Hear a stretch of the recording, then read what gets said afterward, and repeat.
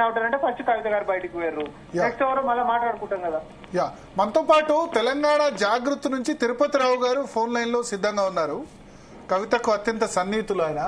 So జాగృతి వైపు నుంచి ఎట్లా ఉంది మూమెంట్ చూద్దాం. తిరుపతి రావు గారు ఏంటి కొత్త రాజకీయ పార్టీ పెడతారా జాగృతి, లేకపోతే బీఆర్ఎస్ లోనే ఉంటారా కవిత?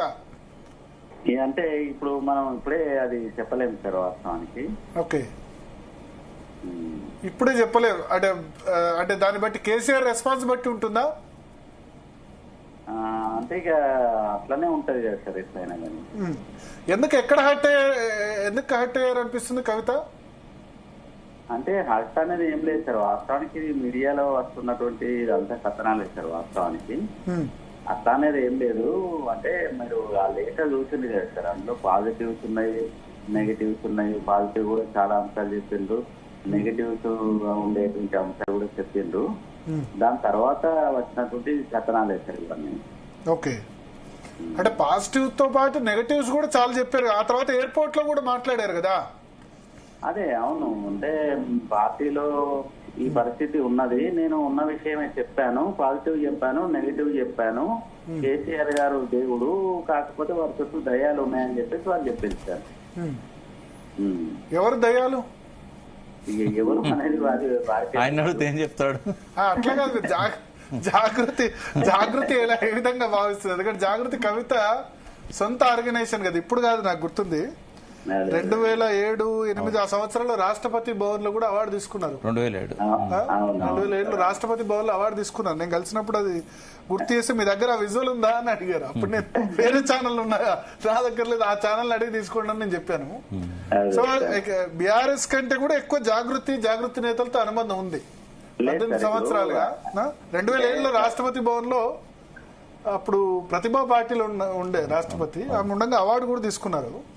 సో అట్లా చాలా మందితో సంబంధం ఉంది కదా, అట్లా అంటారా?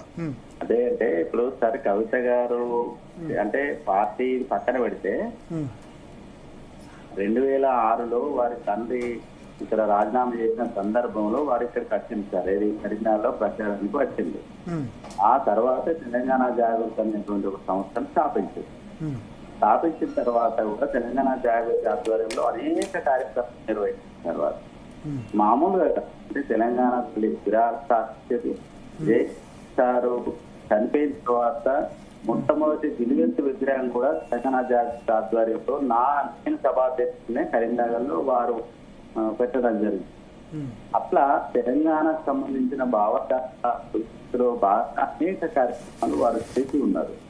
సమ్మక్క సారక్క అనేటువంటి పాఠ్యాంశం ఒకనాడు లేకుండే, బతుకమ్మ గురించి ఎక్కడ కూడా పుస్తకాల్లో అట్లా అనేకమైనటువంటి పండుగలు, పబ్బాలు, మన చరిత్ర, సంస్కృతి. పోతన ఎక్కడి వాడు అంటే వరంగల్ కడప చెందినటువంటి అని చెప్పేసి క్లైమ్ చేసిన సందర్భాలు టీవీ ఛానల్లో అనేక చర్చలు వచ్చాయి.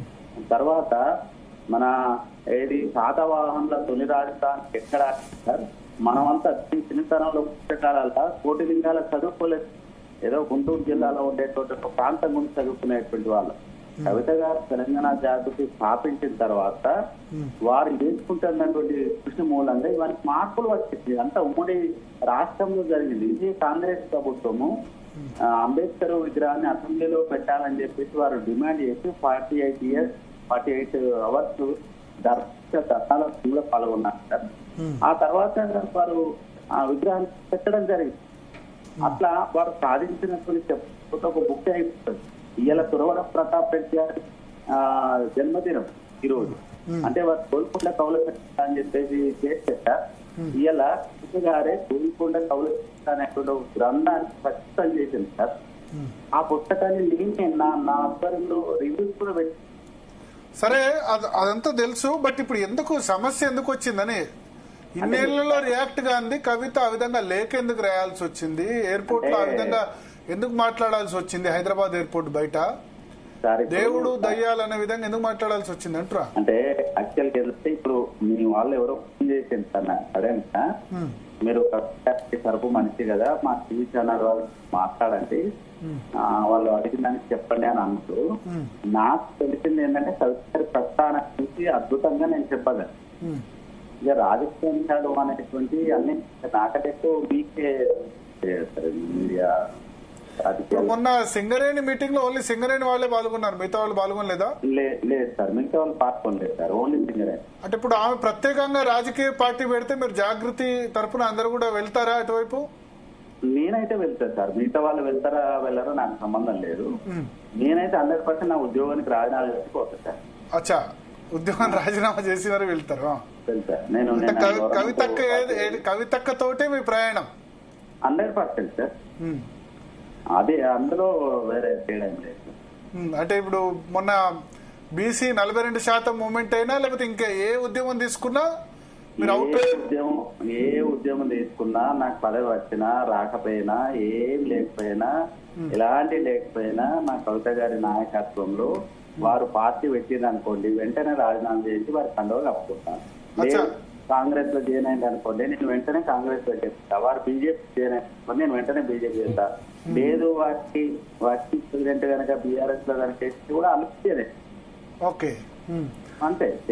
ఎందుకంత అంటే అంత ఫిర్మ్ గా అంత గట్టిగా అంత అభిమానం? నేను చాలా మంది నాయకులను చూసినా, నేను వారిని చాలా దగ్గర నుంచి చూసినా, వాళ్ళు చాలా కష్టపడతారు నిరంతరం కూడా. అంటే ఒక క్షణం కూడా ఖాళీగా ఉండేటువంటి మనిషి కాదు. రెస్ట్ తీసుకోవాల్సినటువంటి ఆరాధన కూడా వారి తప్ప ఎప్పుడు ఉండదు. వారు నిరంతరంగా పనిచేయాలి అనే తపన కలిగినటువంటి వారు. సమాజం చాలా పనిచేసిండ్రు, చాలా మందికి సహాయసహకారాలు చేసిండ్రు. తర్వాత అందులో మహిళగా అనేక అవమానాలు, అనేక ఇబ్బందులు వరకు కూడా ఇవాళ మళ్ళీ ప్రజాక్షేత్రంలోకి వచ్చి ఈ ప్రజా బాహుల్యంలో చాలా వెళ్తున్నారు. ఆ వెళ్ళేటువంటి క్రమంలో కూడా రకాల ఎంతమంది ఏమన్నా వారు భయపడకుండా వెళ్తున్నారు.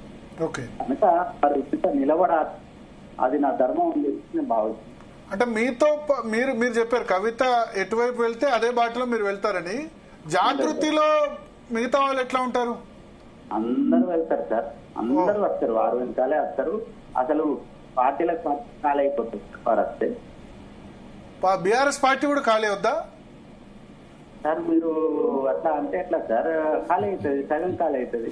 సగం ఖాళీ అవుతుంది. ఓకే సార్, జాగృతి అంటే ఓకే, కానీ బీఆర్ఎస్ పార్టీ అంటే ఇప్పుడు బీఆర్ఎస్ పార్టీ, ఎందుకంటే చాలా మంది ఇప్పుడు మన ఎయిర్పోర్ట్ కి ఎవరు పోలేదు బీఆర్ఎస్ పార్టీ నుంచి, చూడండి, ఓన్లీ జాగృతి వాళ్ళు తప్ప. పోకపోవడం వేరు సార్, వాళ్ళ లోపల ఏముంది వాళ్ళ అభిప్రాయాలు. మొన్న ఆవిర్భావ సభ నిర్వహించిండ్రు, ఆవిర్భావ సభలో జరిగినటువంటి తీర్చనలు కూడా మీరు చూసిండ్రు సార్. ఏముంటదంటే సార్, ఇప్పుడు ఉండడం లేదు సార్, ఒక సందర్భం వస్తే ఏం జరుగుతుంది అనేది తెలిసిపోతుంది. ఏమైంది ఆవిర్భావ సభలో ఏం జరిగింది? జరిగిన తీర్థనలు అంటే సార్, ఇప్పుడు ఆవిర్భావ సభలో కేసీఆర్ గారు మాట్లాడిండ్రు. మరి కేసీఆర్ గారు మాట్లాడినప్పుడు అంతకంటే ముందు ప్రారంభ పలుకులు దయాకర్ గారు మాట్లాడిచ్చిండ్రు. నిజానికి అక్కడ మండలి నాయకుడు మధుసూదనాచారి గారు ఉన్నారు కదా సార్, మరి వారితో మాట్లాడించవచ్చు కదా. మొదటి నుంచి ఉన్నవారు అదే జిల్లాకు చెందినవారు కదా. రెండవది, పోనీ వినయ్ భాస్కర్ గారు కూడా ఉన్నారు కదా అక్కడే, ఆ జిల్లా అధ్యక్షుడు కదా. సేమ్ ఇదే మాట విప్రకాష్ గారు కూడా అన్నారు మొన్న స్టూడియో. నేను ఏమంటున్నా సార్, సతీష్ బాబు గారు కూడా ఉన్నారు కదా సార్, ఎల్కతుర్తి వారి నియోజకవర్గం కదా. నేను ఏమంటున్నా అంటే సార్, ఇక్కడ నేను తప్పవట్టడం చెప్పలేను, ఆలోచన చేయండి. ఒక పార్టీ ఆవిర్భావం, అందులో రాజకీయ సభ జరిగినప్పుడు మరి ఎవరితో మాట్లాడించాలి అనేది కూడా ఆలోచన ఉంటుంది కదా సార్. ఇప్పుడు కార్యకర్తలు మండిపోతున్నారు వాస్తవానికి. కానీ సభ సక్సెస్ అయింది కదా, సూపర్ సక్సెస్ అయింది.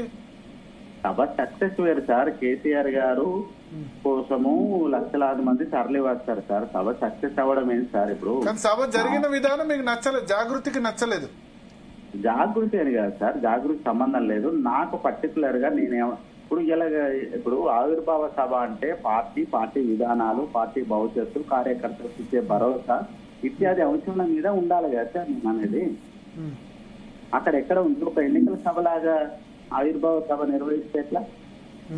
Okay, so not only Jagruthi, BRS నుంచి కూడా చాలా మంది కవిత కనుక బయటకు వెళ్తారు. 100% చాలా మంది ర్యాలీ చేస్తారు, కానీ అది ఏం జరుగుతుందో మనకు తెలియదు. ఓకే, సో ఇప్పుడు కేసీఆర్ మాట్లాడితే కన్విన్స్ చేస్తే కనుక అవి కంటిన్యూ అవుతారు. సరే, ఇప్పుడు కేసీఆర్ కన్విన్స్ చేసే పరిస్థితి ఉంటే ఇప్పుడు మనమే మీడియాలలో చూస్తున్నాం కదా, ఎవరో దూతలు వేయండు, వాళ్ళు మాట్లాడిండు, వీళ్ళు మాట్లాడిండు అని అంటున్నారు కదా సార్. మరి ఆ కన్విన్స్ చేసే పరిస్థితి ఉంటే ఆయనే ఫోన్ చేసి మాట్లాడే పరిస్థితి ఉండాల్సిందే కదా సార్ వాస్తవానికి. ఓకే ఓకే అదే కదా. ఏమంటారు